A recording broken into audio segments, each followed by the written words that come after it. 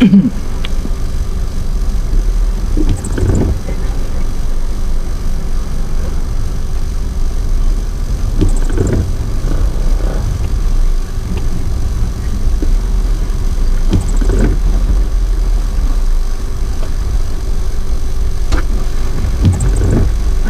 magandang hapon po, no?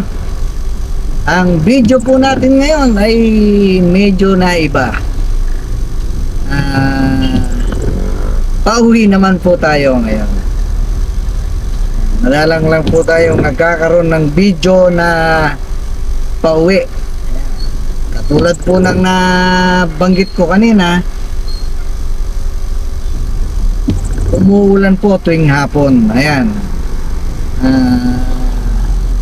Kanina pa po umuulan. Kanina pa po alas 3:30. Sa ibang lugar nga daw po malakas eh. Sabagay parang may bagyo po yata no, sa Mindanao. Ayan. Namumuong bagyo pala. Ito pala siya bagyo. Nakalimutan ko mag-chinelas.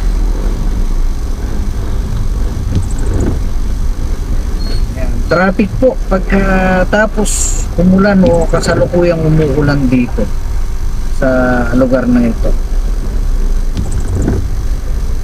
Tsaka yung pungalasing po kasi labasan po ng mga estudyante dyan sa Creston, isa sa pinaka-prominenteng eskwelahan po dito sa Tarlac.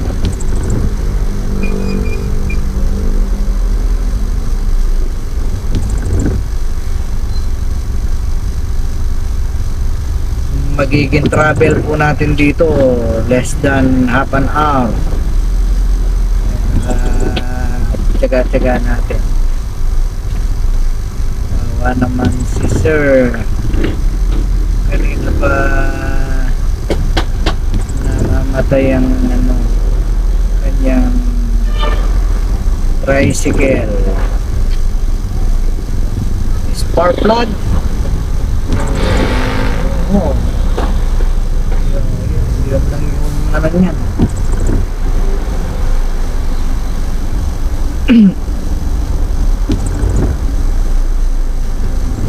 Nakamotor, kawawa po pagka ganyan na nagta-travel ka tapos nakamuulan. Kaya ingat-ingat lang po, ha? Kawawa naman si bossing, namamasada pa man din.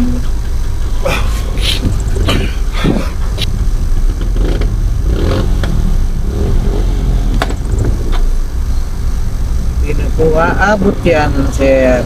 Spark plug, malamang hindi naman po kasi tayo mekaniko.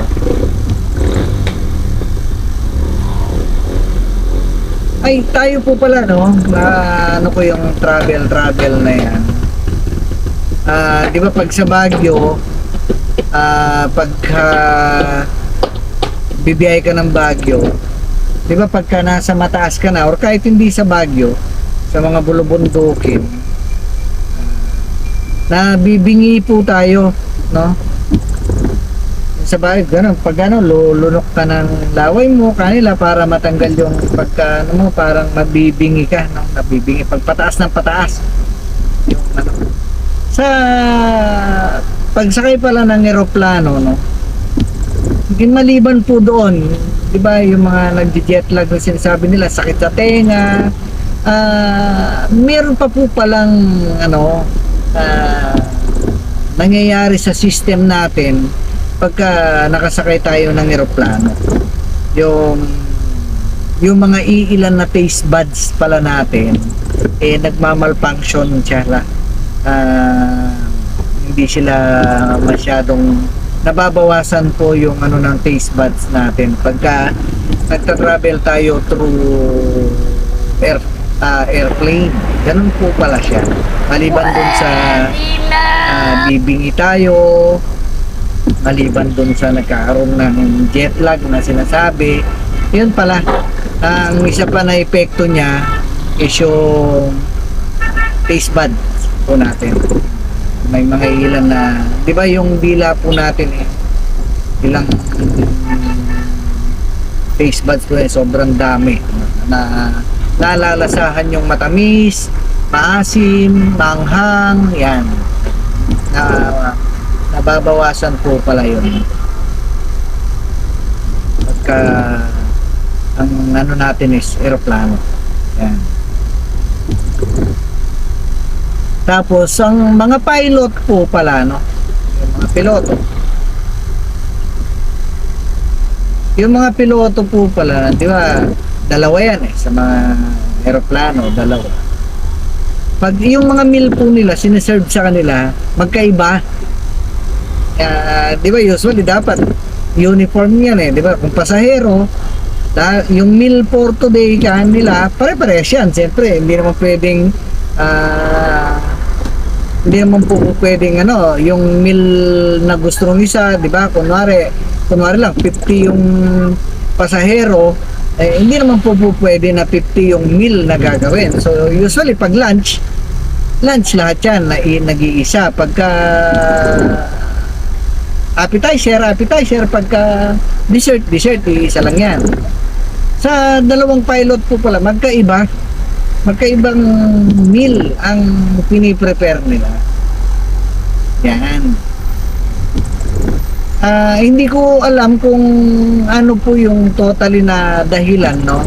Pero siguro magko-connect yun doon sa bawal po na kumain ng shellfish yung mga piloto while on duty. Pag nasa duty po sila, bawal po silang kumain ng shellfish.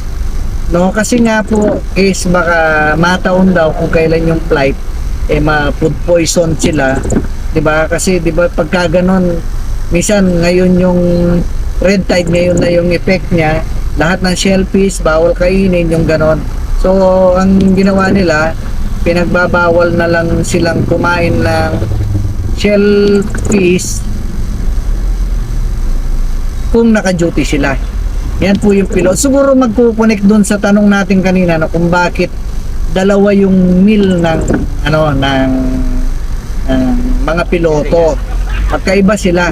Ako, ang nakikita ko pong dahilan base doon sa bawal silang kumain ng shellfish. Siyempre kung parehas yung meal nila, eh nakakasakit ng tiyan yon o magtatai sila, dalawa sila kaagad. So 'di ba, yung malaking problema, yung flight magkakaroon ng problema talaga, 'di ba? Kasi dahil nga po dun sa parehas yung kinain nila. Siyempre kung magtatay yung isa, ganun din yung isa dahil isa yung meal nila. Kaya siguro ganun po yung magkaiba yung meal nila, just in case may tamaan man sa kanila.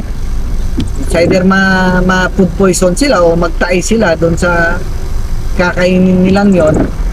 Hindi na po kasi magkaiba nga yung meal nila. So tuloy po yung biyahe pagka gano'n, kasi makaka-flight naman yon kung isa lang yung piloto eh.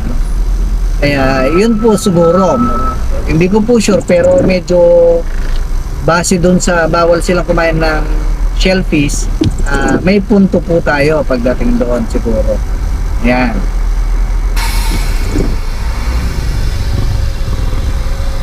Ang kapitan po ng eroplano, dalawa yan, di ba? May kapitan po ng barko, may kapitan din ng eroplano. Authorized sila na mag-arrest. Authorized din sila mag-penalty ng pasahero. Meron din po yung authorized po silang kumuha ng will ng isang namamatay na pasahero. Yun po yung mga nakaatang na responsibilidad sa isang piloto ng eroplano or ng barko, no? Ganun din naman ang barko. Ang kauna-unahan pong piloto sa Pilipinas, kauna-unahang Pilipinong piloto ay si Alfredo Carmelo. Siya po yung kauna-unahang piloto natin sa Pilipinas. Siyempre, hindi po mawawala yung kauna-unang babae na piloto sa buong mundo naman ito. Sa buong mundo. Siya po ay si Sarla Tokral. Isa po siyang Indian national. Siya po ang first female pilot sa buong mundo. Ayun, ang lalaki po ay si Alfredo. Siya po yung kauna-unahang piloto sa buong Pilipinas. Siyempre, hindi po patatalo yung mga babae natin na kababayan ang kauna-unahang pong Pilipina na piloto, no?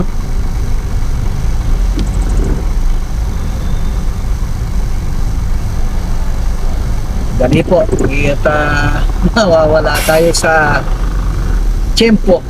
Baka mamaya kakapiloto natin, makabangga tayo ng piloto. Siyempre, hindi po patatalo yung mga girl power natin. Ang kauna-unang Pilipina na piloto ay si Jul Liza Beran. Ano po siya? Philippine Air Force.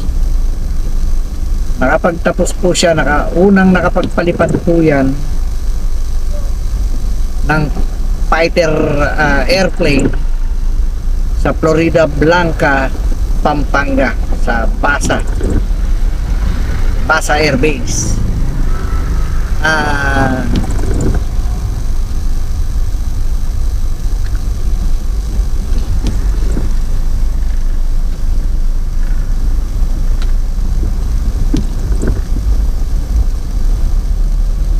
Kaya kung makikita natin, talagang kahit saang larangan po, no, hindi nagpapatalo ang mga Pilipina, mga babae natin na kababayan. Meron din po tayong pinagmamalaki na piloto, no, na siya po yung kauna-unang lumipad, nagpalipad ng eroplano na nag-iisa, solo pilot kung tawagin nila, si Lieutenant Malinaw. Military pilot din po siya. Nakapalipad po siya ng kauna-unang eroplano na mag-isa po niya. Kaya talagang naman ang mga Pilipino at mga kababayan natin, hindi sila nagpapauli. At nasa atin din po, no, the Wonder pilot po, babae po yun, no? Wala pong kamay na babaeng piloto maliban po sa babae, maliban po sa babae siya, wala po siyang dalawang kamay. Yan. Kaya the wonder pilot of the world, kanya.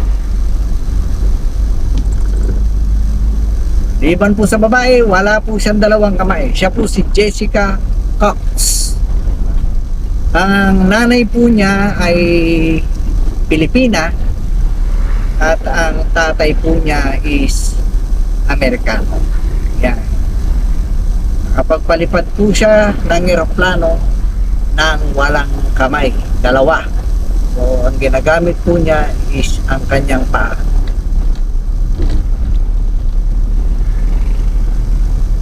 Ganyan po katindi ang mga kababayan natin na piloto at saka may pilota ba? O pilota saka piloto. From first lady pilot, mayroon tayong first pilot in the Philippines. Meron din po tayong the wonder pilot, si Jessica Cactus. Ayun po, buti na lang at uminto na po ang ulan, no? Kahit paano hindi na po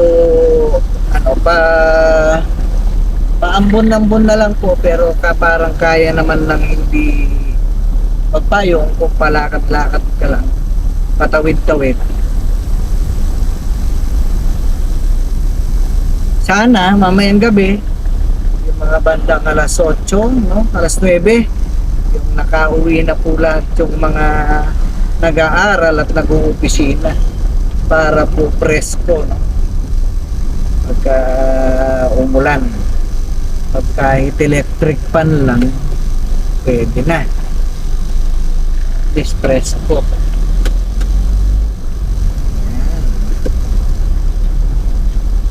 Sa mga bago po sa aking channel, hingi po ako ng isang click sa subscriber button. Pakisuyo po pa suporta sa aking channel.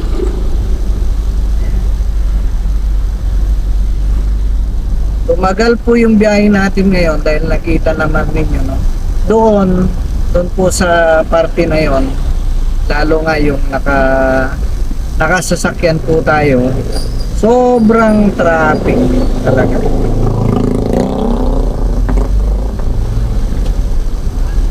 Pero doon lang naman po sa stretch na yun.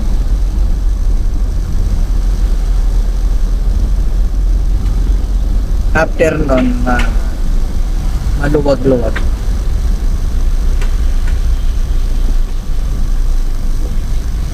Ay, nangangamoy na naman ng mga barbecue. Kahit ganyan lang ang ulam araw-araw, no? Barbecue. Kaya lang, masama nga lang sa kalusugan po yung araw-araw na inihaw. Alam naman po ng karamihan natin na kababayan yan, no? Hindi po mabuti yung araw-araw na inihaw.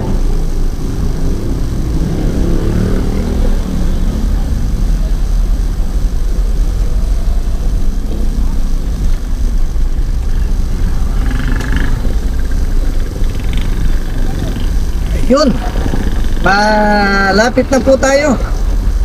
Maraming salamat po, no, sa pagsuporta nyo sa akin. Maraming salamat po sa walang sawa nyong panonood sa mga video natin, sa pagsama sa akin palagi.